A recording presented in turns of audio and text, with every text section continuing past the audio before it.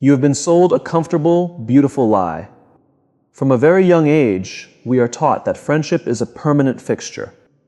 We are told that if you are good to people, they will be good to you. We are told that loyalty is an unbreakable bond forged simply because two people have known each other for a long time or shared a few overlapping chapters in their lives. Wake up. The uncomfortable reality is that you do not have friends. You have alliances. And alliances exist only as long as they are mutually beneficial. Look closely at the relationships in your life. Strip away the nostalgia, the history, and the emotional attachment. What is left? Transactions, needs, convenience. The moment your presence no longer serves a purpose, the moment your trajectory diverges from theirs, or the moment you become a liability rather than an asset, that unbreakable bond will dissolve. And it will dissolve faster than you can comprehend. Stop expecting loyalty. Expecting loyalty is a surrender of your own power. It is a desperate plea for someone else to prioritize your well-being over their own. But human beings are biologically, psychologically, and fundamentally wired for self-preservation. When push comes to shove, they will choose themselves. Every single time. And the true danger is not in them choosing themselves. The true danger is in you expecting them not to. Before a single word is ever spoken, human beings read silent psychological signals. We are predatory by nature, always scanning our environment to assess who is strong, who is weak, who is independent, and who is desperately seeking validation. When you walk into a room, holding on to the naive expectation that others must be loyal to you, you project a subtle but overwhelming aura of neediness. You signal that your foundation is built on the actions of others. People sense this. They can smell it. And unconsciously, they lose respect for you. They realize they have power over you because your emotional stability is tethered to their approval, and your peace of mind is hostage to their loyalty. History repeatedly shows us that the greatest betrayals do not come from our enemies. They come from our inner circles. They come from those we foolishly labeled as real friends. Why? Because proximity breeds opportunity, and expectation breeds complacency. You lower your guard, you overshare, you reveal your deepest vulnerabilities, assuming they are safe in the hands of a friend. But in the ruthless arena of human behavior, vulnerabilities are just data points.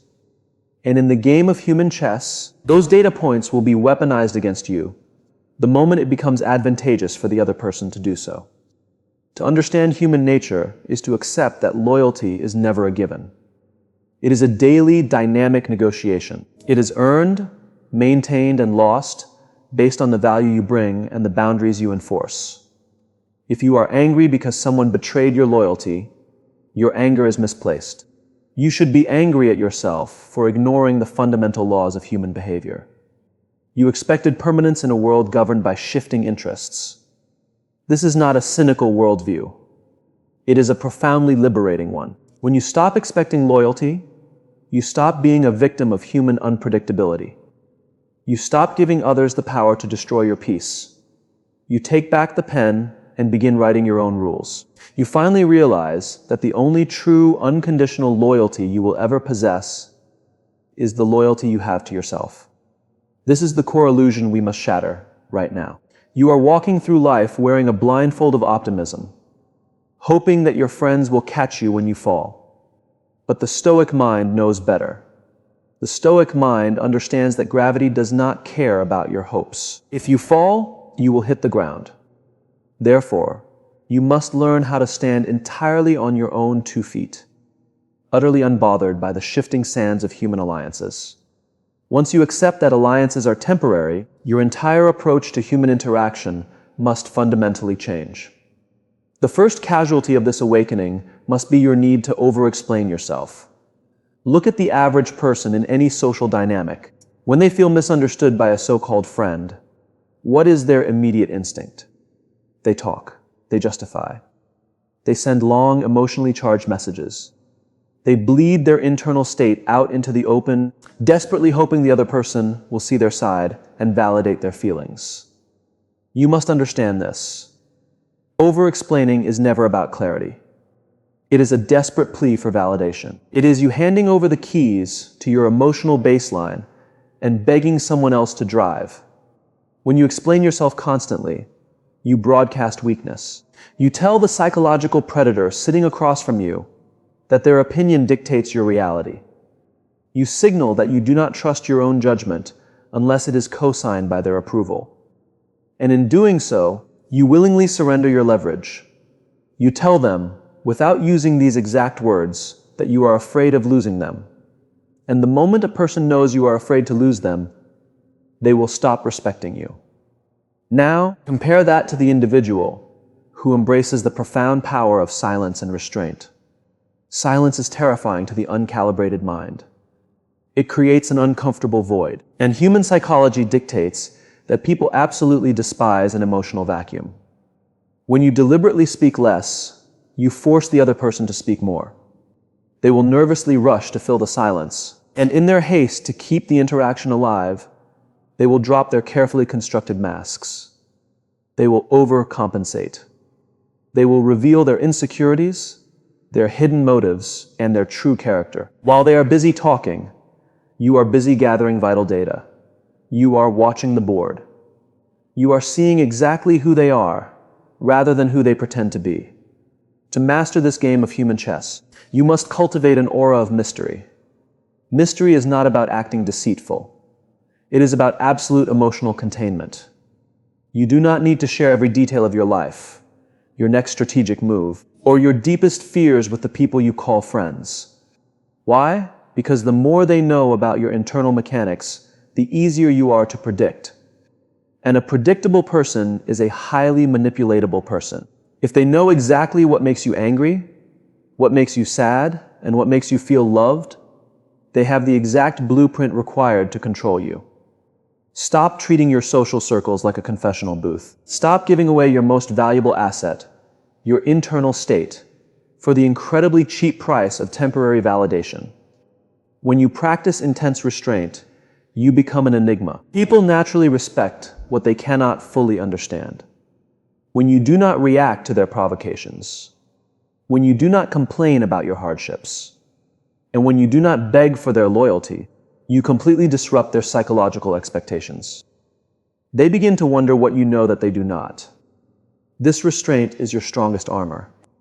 You must become deeply comfortable with the space between words. Let them wonder about your thoughts. Let them guess your next move. The person who speaks the least in a room always holds the most power, simply because they are the only one not giving away their position. By choosing silence, you stop being a desperate participant in their psychological games, and you become the silent, untouchable observer. You have stopped over-explaining. You have embraced silence. But make no mistake, your silence will be tested. Human beings are constantly probing their environment. Much like predators testing the perimeter of a fence for a weak point, the people in your life will test your limits. This brings us to the most misunderstood concept in modern psychology: boundaries. The uncomfortable reality is that most people believe a boundary is a conversation. They believe that if they sit down with a friend, express their feelings, and verbally declare what they will and will not tolerate, a boundary has been set. This is a delusion. A verbal declaration is not a boundary. It is a plea. It is a negotiation. And the moment you negotiate your self-respect, you have already lost it. Boundaries are not words. Boundaries are actions. They are immediate, unyielding consequences to disrespect. History repeatedly shows us that disrespect is rarely a sudden explosion. It is a slow, methodical creep. It begins with microaggressions, a subtle joke made at your expense in front of a group, a canceled plan at the very last minute, a backhanded compliment meant to keep you slightly off balance. These are not accidents. They are calculated psychological tests. Your so-called friend is throwing a pebble at your armor to see if it makes a dent. They are watching your reaction to see exactly how much they can get away with. If your response to these subtle tests is to complain, to argue, or to demand an apology, you fail the test. You teach them that your boundaries are merely emotional outbursts that can be managed, manipulated, or completely ignored. You show them that there is no real consequence to crossing your line. only a temporary friction that they can easily navigate. Now compare that to the Stoic mind. The Stoic does not argue. The Stoic does not demand respect, because the Stoic knows that respect cannot be demanded. It can only be commanded. When a line is crossed, the authoritative response is not a screaming match. It is a swift, cold, and calculated withdrawal of access. If someone disrespects your time, you do not wait for them, you leave. If someone insults you under the guise of a joke, you do not laugh, and you do not angrily retaliate. You look at them with dead, empty silence until the air leaves the room, and then you remove yourself from their presence. You do not explain why you are leaving. Your absence is the explanation. This level of calm, consequence-driven action terrifies people. It shatters their illusion of control. When they realize that you are fully prepared to walk away, without a second thought, without a final dramatic speech, without a drop of anger, they are forced to confront the reality of your absolute independence. They suddenly understand that your presence in their life is a privilege, not a right. The ultimate test of any relationship is your absolute willingness to let it die. If you are terrified of losing a friendship, you will continuously lower your standards to keep it. You will endure the slow creep of disrespect until you no longer recognize yourself. But when you are fully prepared to walk away, when you demonstrate that you would rather be completely alone than surrounded by subtle disrespect, you become untouchable. Walking away is the ultimate power move. It is the only boundary that human nature universally respects. The fatal danger of any human interaction lies in your emotional reaction. The uncomfortable reality is that your emotions are the strings by which others will attempt to puppet you. When you react with immediate anger, despair, or frustration, you are not defending yourself.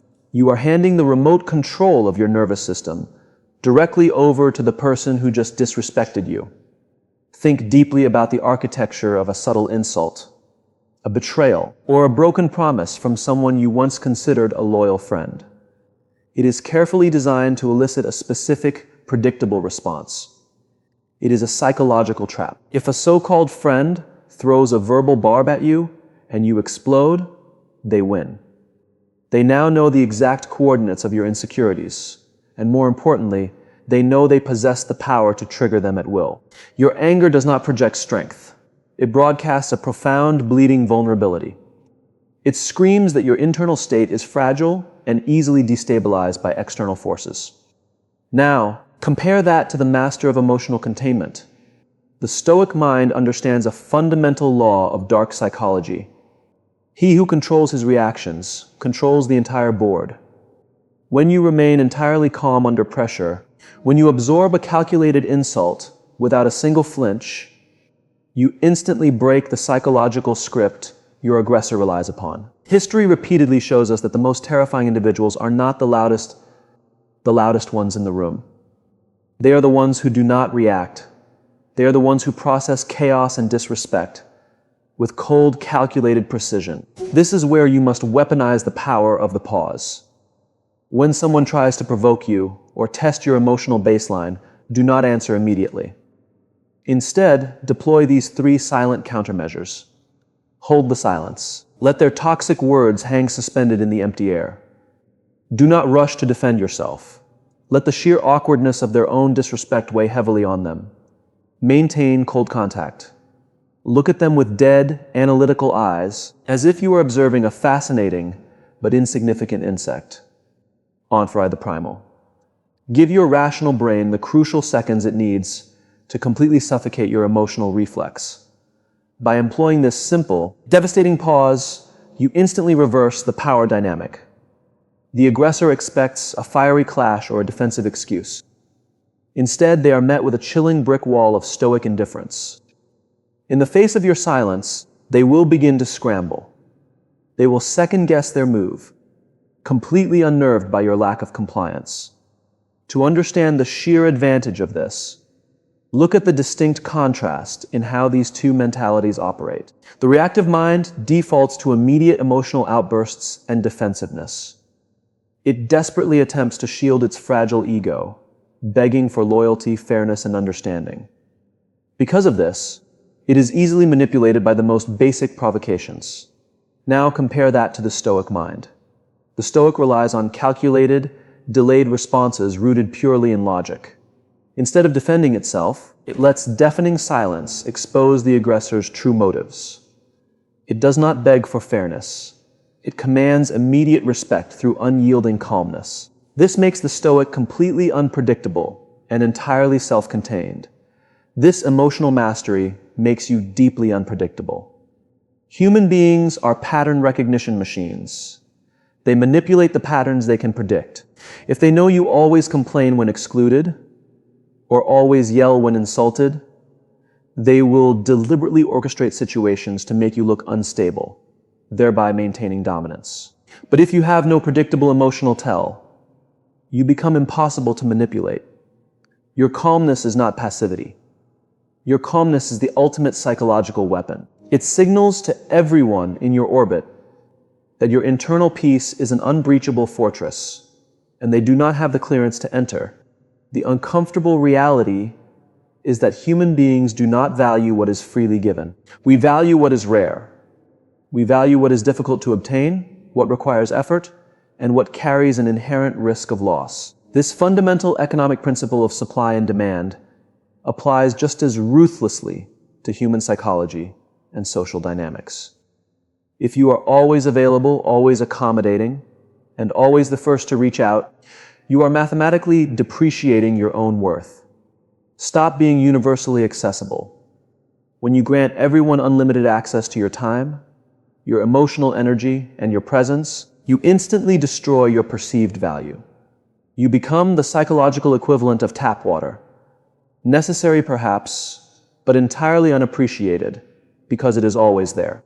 You become the safety net that people only use when their primary options inevitably fail. Now, compare that to the individual who masterfully wields the psychology of scarcity. They guard their presence. They do not answer every call or text immediately. Proving their life does not revolve around external validation. They decline invitations. They do not attend every social gathering, signaling that their private time is far more valuable than idle chatter. They refuse to be a dumping ground.